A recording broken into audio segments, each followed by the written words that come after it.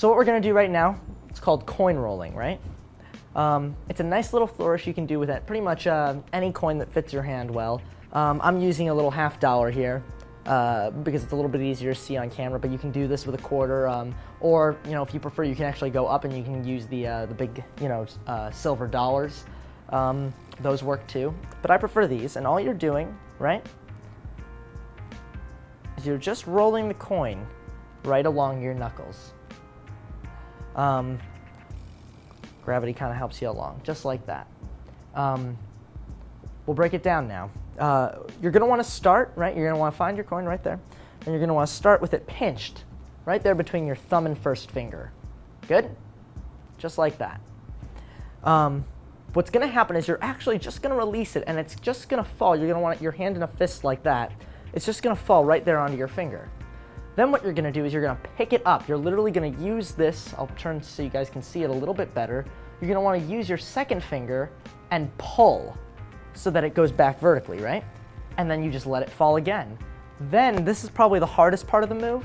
You're going to use your third finger right here, and you're going to push up with your first finger. See that? So my index is pushing up while my third finger is pulling down right there onto the vertical, and it just falls just like that. Same with pinky, right? And then once you're at the pinky, all you're going to do is you're going to kind of flatten out your hand so that you get this little ledge. You're going to pick it up with the print of your thumb, and you're going to pass it right back. And that is how you roll a coin. Some quick pointers on this. What happens to a lot of people when they're starting out, it happened to me as well, you kind of will have this tendency to flatten out your hand as you're rolling. It'll make it a little easier. See how my fingers are kind of spreading? They're flattening out like that.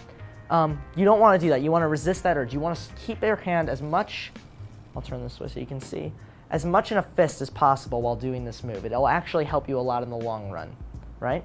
Just like that.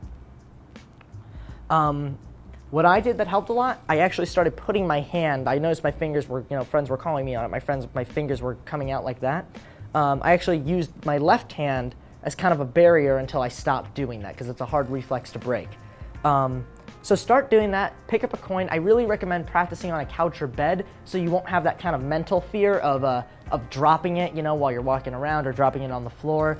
Because once that mental block is gone, it actually gets a lot easier to do because you're not worrying about it. So just while you're watching TV, next time you're on the couch, pick up a coin and just start rolling it.